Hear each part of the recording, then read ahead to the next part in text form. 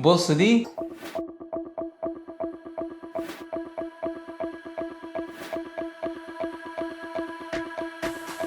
طب عايز تعمل زيها؟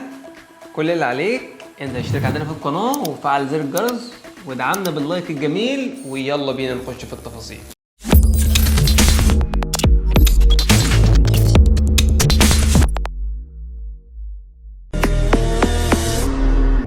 استنى بتدور على تصاميم احترافية وبأسعار رمزية زي كده؟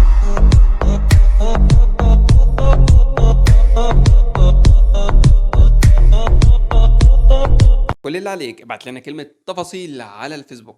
السلام عليكم، معكم طارق جهاد، وزي ما شفت كده بالظبط في مقدمة الفيديو النهارده جايب لك بود جامد جدا جدا جدا هيحول حركة وشك الحقيقية لأي صورة تديها له بالذكاء الاصطناعي. ركز معايا في شرحه كويس جدا ويلا بينا نخش في التفاصيل. من خلال الرابط اللي هسيبهولك اسفل الفيديو في الوصف هيدخلك على رابط الأداة مباشرة، ولو دخلك على رابط التدوينة ما تقلقش خلاص، كل اللي عليك تنزل لآخر التدوينة هتلاقي رابط مباشر للأداة اللي احنا هنتكلم عليها النهارده.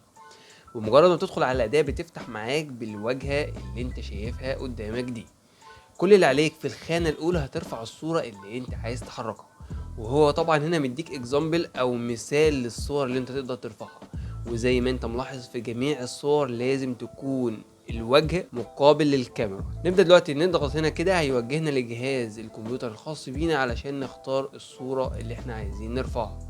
نختار مثلا الصورة بالشكل ده، والصورة اللي معانا صورة ذا روك. وفي الخانة اللي على يمينك دي طبعا دي اللي هنبدأ نرفع فيها الفيديو اللي فيه حركة الوجه اللي احنا عايزين نطبقها على الصورة اللي على اليسار. زي ما انت شايف كده برضه هو مديك امثلة للفيديوهات اللي انت تقدر تحطها. زي ما انت شايف كده الوجه برضه لازم يكون مقابل للكاميرا علشان تقدر تطبق الافكت ده بكل سهولة باستخدام الذكاء الاصطناعي. نضغط برضو هنا كده وهيبدأ يدخلنا للجهاز بتاعنا علشان نبدأ نختار الفيديو اللي هنرفعه، وهننتظر كده لحد ما يرفعه ويعمل له ابلود. بعد ما بتنتهي معاك عملية رفع الفيديو ممكن تظهر معاك بالشكل ده.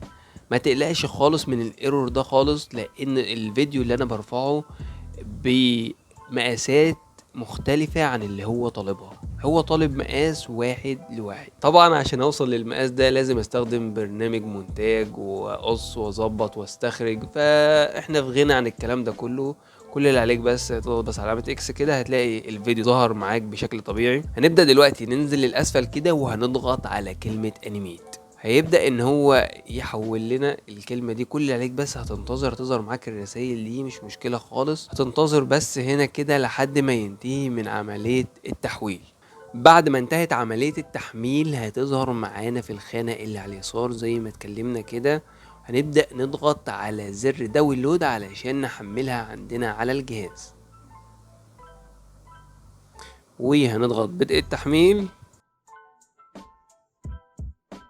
وهنضغط فتح الآن. وزي ما انت شايف بالشكل ده حرك الصورة طبق الفيديو الأصل اللي أنا مديهوله. طبعا أنا حركتي كانت غريبة شوية فمش طلع أحسن حاجة. ولو ظهرت لك الرسالة دي يبقى انت وصلت للحد الأقصى المسموح بيه ليك، أو الحساب اللي انت مسجل بيه دخول خلاص وصل للحد الأقصى بتاعه. محتاج بس ان انت تسجل دخول باستخدام حساب مختلف، وهنا التسجيل سهل جدا جدا. اي موقع للايميلات الوهميه، ولو انت عايز اقوى موقع للايميلات الوهميه هتلاقي فيديو عندنا على القناه، ولو ما لقيتش هينزل لك قريب باذن الله.